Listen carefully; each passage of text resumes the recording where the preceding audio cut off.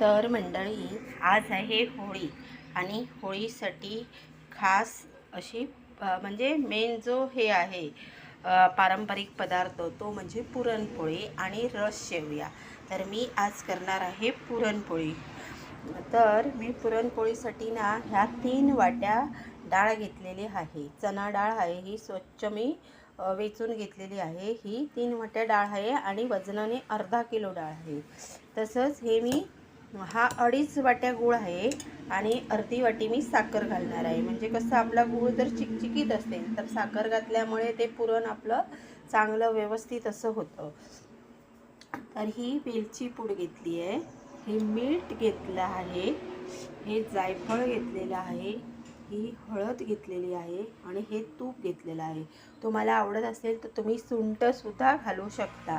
तर मी आता काय करणार आहे, हे जी चणा डाळ आहे ती मी आता 1-2-3 तास हिला स्वच्छ म्हणजे 2-3 वेळा धुवून मी ही भिजत घालणार आहे. तर मी आता ही डाळ भिजत घालून घेते. तुम्हाला जर हवं असेल तर तुम्ही डायरेक्टसुद्धा ही स्वच्छ धुवून लावू शकता, काय प्रॉब्लेम नाही. पण मी 2-3 तास भिजत घालणार आहे. तर मी जी पुरणपोळीसाठी डाळ घेतलेली ना तिला आता भिजून हे 3 तास झालेले आहे. तर मी ही 3 वाटी डाळ घेतलेली, अर्धा किलो डाळ आहे. तर ही ह्या वाटीच्या मापाने ही 3 वाटी डाळ आहे आणि वजनाने ही अर्धा किलो आहे. तर काय करायचं, एका वाटीला 4 वाटी पाणी. तर मी 3 वाटी डाळ घेतली आहे, मग त्याला मी 12 वाटी पाणी घालणार आहे. तर मी हे पाणी घालून घेते आतमध्ये.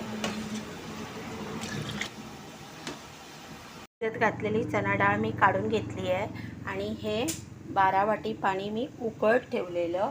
मग त्या पाण्यामध्ये मी हे 3 चमचे, आपण जे पोहे खातो ना ते 3 चमचे आतमध्ये तेल घालायचं, थोडंसं मीठ घालायचं आणि थोडीशी हळद घालायची, जास्त नाही घालायचे.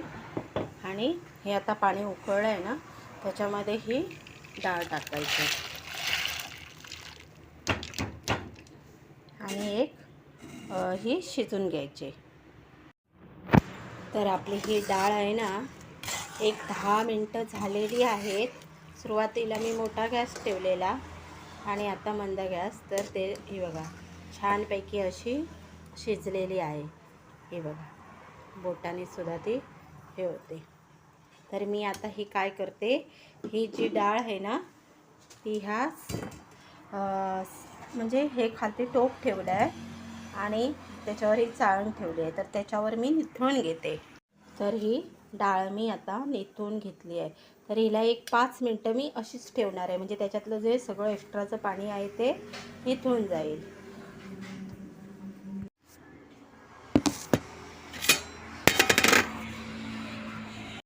तर डाळीमध्ये गूळ घातल्यावर हे बघा हे परत म्हणजे तो गूळ पितळला आणि ते आता परत ओलसर झालं आहे. तर आपल्याला हे पूर्ण सुकून घ्यायचं आहे. तर आता मी काय करते, ह्याच्यामध्ये ही वेलची पूड घालते आहे, ह्याच्यामध्ये ही जायफळ पूड घालते आहे आणि तुम्हाला आवडत असेल तर तुम्ही सुंठ पूडसुद्धा घालू शकता. तर घाटाच्या साईडला नाही तिकडे सुंठपूड घालतात, आमच्या इकडे कोकणात फक्त जायफळ आणि वेलचीच घालतात. तर मी जायफळ आणि वेलची घातली आहे.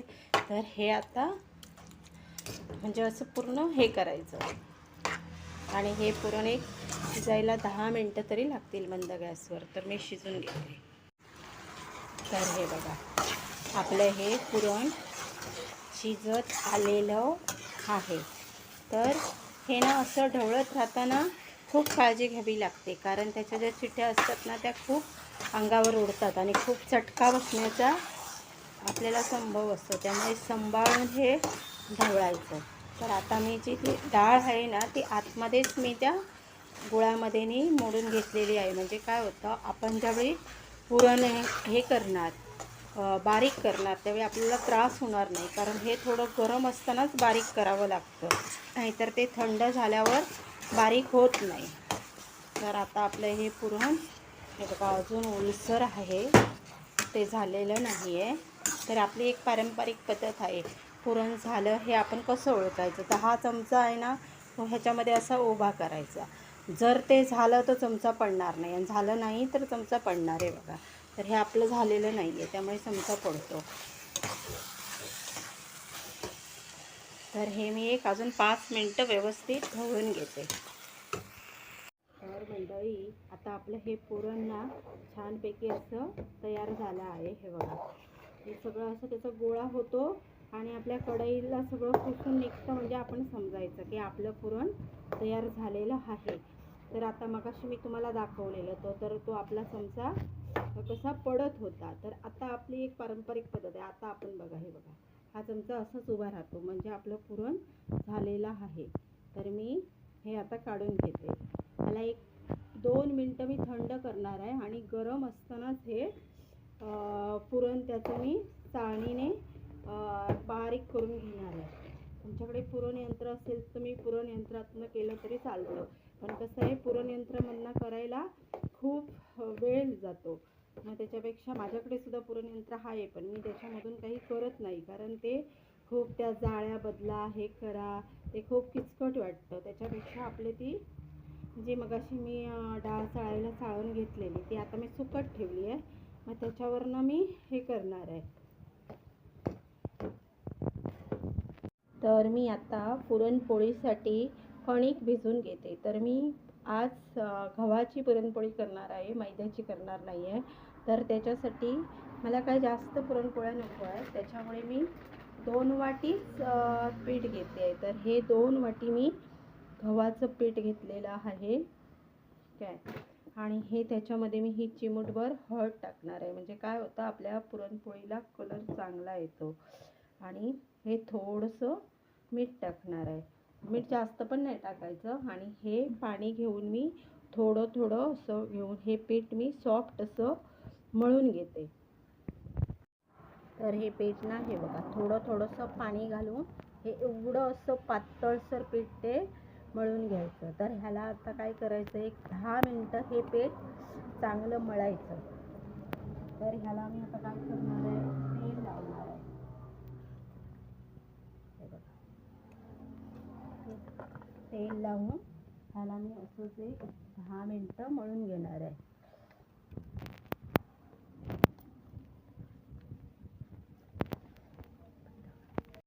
तर आता हे पीठ जे आहे ना, ते 10 मिनटं मी व्यवस्थित मळून घेतलेला आहे, आणि त्याचा हा सॉफ्ट असा गोळा केलेला आहे. तर हा गोळा 1 तास मी असाच ठेवून घेते, असं ठेवून देते, झाकून ठेवते. आणि हे जे पुरण आहे ते पुरण मी बारीक करून घेते. तर आता ही अशी कढई घ्यायची, त्याच्यावरती ही चाळण घ्यायची, आणि त्याच्यावरती हे पुरण घालायचं. आणि हे हाताने जरी असं केलं तरी ते खालती पुरण पडणार, पण ते गरम असल्यामुळे मी काय करते, हा पेला घेते आहे, आणि पेल्याच्या साहाय्याने मी ते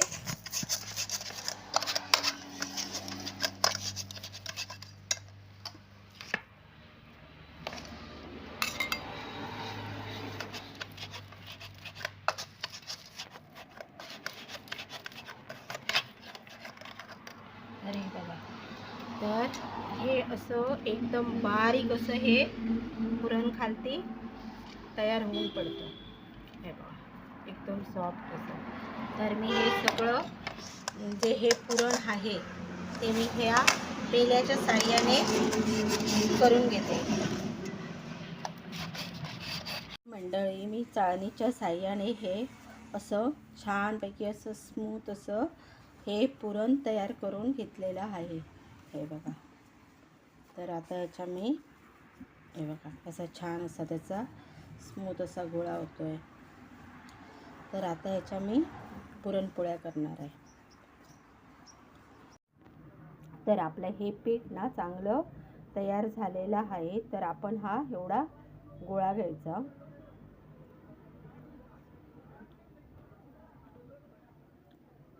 तर त्या गोळ्याची अशी वाटी करून घ्यायची. तर मी ही अशी ना वाटी करून घेतलेली आहे. तर आपला जो हे आहे त्याच्यापेक्षा जास्त थोडंसं पुरण घालायचं. हे बघा, हे पुरण असं आतमध्ये दाबून घ्यायचं. तर ही पुरणपोळी जी आहे ना ती आपण अशी हलक्या हाताने लाटून घ्यायची.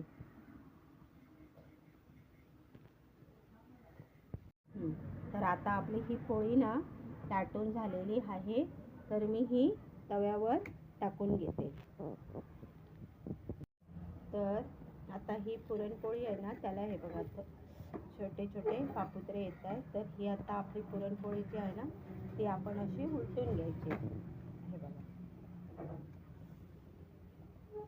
आणि ज्या ठिकाणी अशी भाजली नाही आहे ना तिला काय आता भाजायला वेळ लागत नाही, आणि ही काय गहूच्या आट्याची आहे त्याच्यामुळे ती लवकर भाजते.